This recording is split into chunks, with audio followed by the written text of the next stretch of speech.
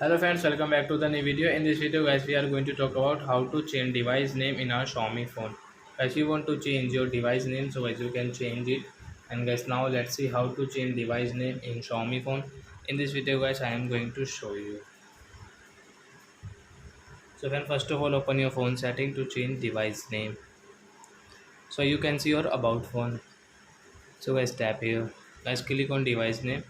Tap here and guys, cut this Xiaomi 11i 5G. Example for why we will take into like only Xiaomi mobile,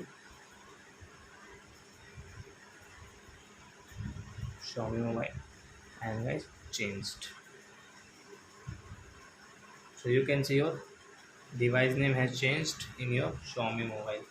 So I hope friends you have understood how to change device name in Xiaomi phone. So that's it guys. Thanks for watching. Now we will meet on next video with new topic. Before going guys, please go and like my video, subscribe my channel. Bye bye friends.